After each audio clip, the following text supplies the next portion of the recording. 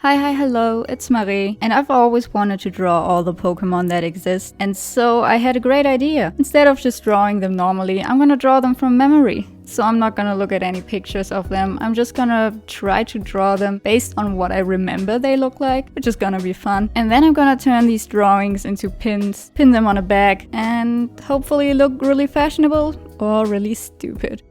These are Bulbasaur, Ivysaur, and Venusaur. These are the first 3 Pokemon and they're part of the same evolution line. Also, that Venusaur image is great quality. Good job, me. And I want to draw them on shrink plastic, whatever it's called. Basically, it's a kind of paper that you can put in the oven and it shrinks and it gets kind of thick. So I gotta make sure that these pins are gonna be big enough. I also love that I use some random pen I have laying around. I have so many great expensive pens, but nope, I'm using some random pen. So I'm starting with Bulbasaur, obviously. And I feel pretty confident about these 3 because I've actually drawn these 3 before, so I know pretty well what they look like. So I think this isn't gonna be too bad.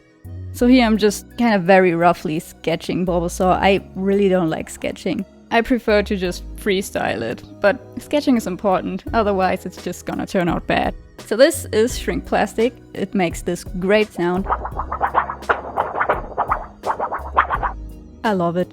And I'm gonna draw on this with posca pens to make sure it's nice and vibrant. And here are all my pens. I might have gone a little bit overboard. So I'm starting with this light green and just kind of filling everything in.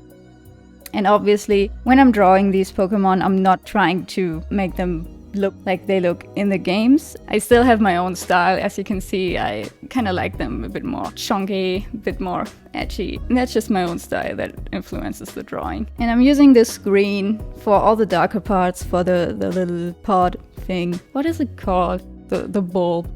The Bulbasaur bulb. And kind of also using it as an outline. What I noticed pretty quickly, even though I have a lot of Posca pens, is that there's still not a lot of different colors, so it was really hard to really use accurate colors because you're kind of limited, to the Posca colors that exist. But that's okay, it's still looking pretty cute. So I remember that Bulbasaur and the others have red eyes, so I'm using this red color. I'm making a cute little mouth, a little happy face, looking cute. And just kind of outlining everything. I really like this kind of style. I think it's looking really cute.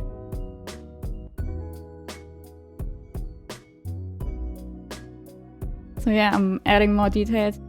Also, while I'm drawing this, I'm hunting for some shiny legendaries in Pokemon Sword. I'm currently trying to catch a shiny Rayquaza, so that's fun. So I'm using the light green and the green to add details. And then using this coral pink to add a little blushy cheeks, all cute and stuff. And I'm drawing the little claws with white. And this is Bulbasaur, looking pretty cute. I'm pretty happy with it. Also, Rayquaza wasn't shiny. Boo! Okay, next up, Ivysaur. I know that Ivysaur is basically Bulbasaur but angry, so that's what I'm doing. Bulbasaur but angry.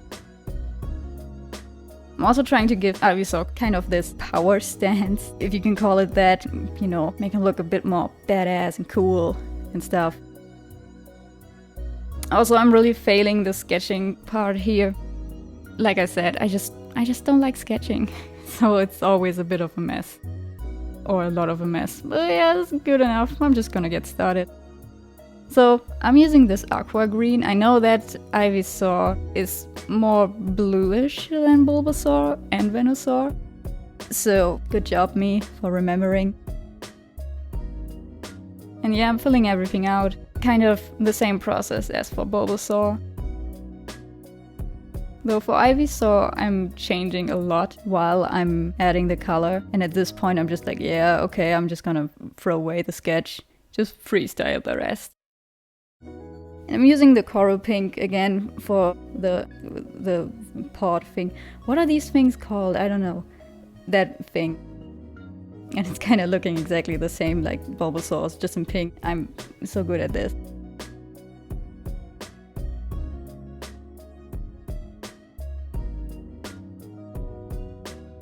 And I'm using the emerald green as a darker shade. Now for the leaves, I know that the leaves have these little grooves in between, but I didn't feel like adding them because I have to cut it out and that's not gonna be fun. And the face, yeah, I'm giving Ivysaur a kind of angry face, you know. Ivysaur is kind of like the angsty teenager of the evolution line. And I love it. So he's a little angry. It's okay. Don't be angry. Adding more outlines, more details.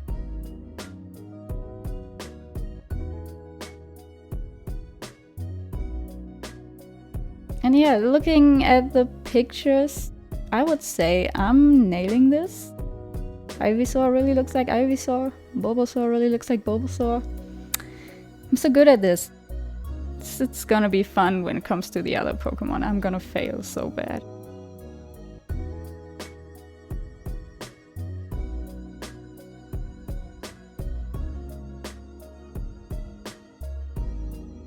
Again, adding the little claws. I love these little claws, it looks so cute.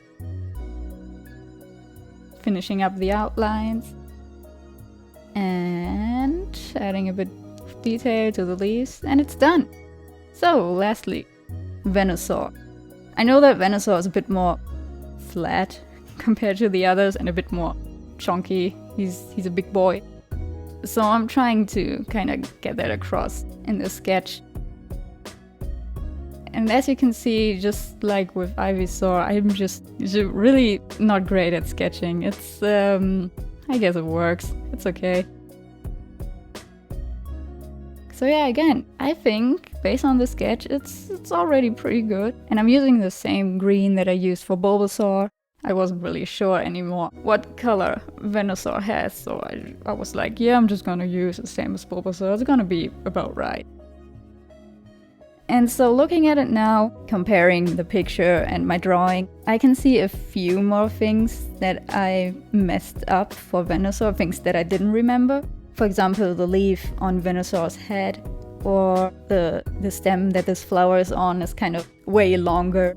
In my drawing, it's not as tall, so I messed that up.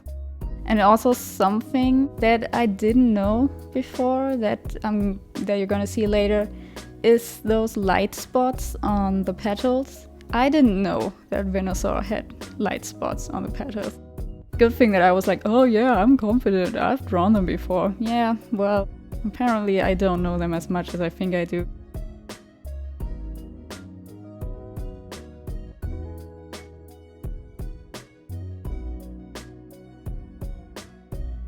So yeah, I've always wondered what's up with the crown thing that Venusaur has on the petal. Why does it have a crown? I don't know, but it's cool.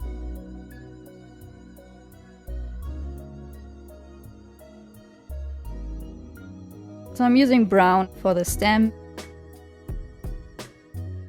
using red for the shading of the petals, same as Ivysaur. Orange for shading for the crown. Again, drawing some red eyes. And now for Venusaur, I'm drawing kind of like neutral face, because, you know, Bulbasaur is cute, Ivysaur is angry, Venusaur is kind of whatever. And I know that Venusaur doesn't have these spots that Bulbasaur and Ivysaur have, but instead of that has all these little pimples. And after drawing this long, my hand kind of hurts because I keep pressing my fingernail into my palm. It hurts. And again, adding the same details as the other ones had, using this beige color for the stem. Adding some more details, claws and stuff. And here they are. I'm very happy. They look like themselves. This is about as good as it's gonna get. From now on, every other Pokemon is gonna be awful, unrecognizable, so that's gonna be fun. Also, Rayquaza isn't shiny again. Boo! Next up, cutting them out. This part made me absolutely miserable. I hate cutting things. I think it's the way I hold scissors. It just hurts my fingers. Man, I have some weak ass hands. But yeah, I hate cutting. It's just not fun. But I cut them out one by one, making sure to get all the little details. Bulbasaur is done. Next up, ivysaur. And yeah, so this is, like I said, this shrink plastic, it's plastic, so you have to be a bit careful when you're cutting because the plastic can kind of shatter and you don't want your pieces to break. And here, my finger. So sad, so painful. But yeah, it's done. Next up, throwing them in the oven. So I put them on a baking sheet, making sure there's enough space between them so they don't, fall onto each other. And now they're gonna get baked. This part is always a bit scary because I'm always scared that they kind of roll up and they won't flatten again. But it's always fun to watch too. I mean, just look at them. It's a fun process. Also, my oven is dirty. I love how they're kind of just falling over every now and then. Yep, still shrinking. I think the whole process took like 3 minutes, maybe 3-4 minutes. When they were done, I took them out really quickly, and while they were still hot, I pressed down on them to flatten them, because when they're still hot, you still have a little bit of time to make sure that they're really flat. And here they are! Look at them! Looking cute, so small. Yeah, I think they turned out really well. Here you can see how thick they are. So ivysaur, as you can see, didn't flatten completely. It's a bit folded in, but that's okay. No one's perfect. And here you can see when the paint is a bit too thick and it's just kind of crinkling up like that. Next up, I'm putting on some glossy varnish shit, whatever the fuck that's called, and I'm using this silicone tool to spread it around. And I added a second coat later on. And this is what it looked like after they dried. Nice and shiny. I love this. It looks so good when it's so shiny.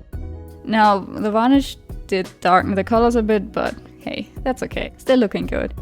Now the pin backings. I'm attaching them with UV resin because I realized that my jewelry glue that I usually use is complete shit. So I'm gluing it on with UV resin, curing it with a UV lamp. Here's a tote bag. I'm gonna put all the pins on there. I mean, they're not all gonna fit, but for now it's gonna fit. And hey, it's looking nice. Look at that. Wow. Little pins, and they look good. Really happy with that. Really happy that I actually know what these really look like. I think this is a success. Let's see how the next ones are gonna turn out. So, bye!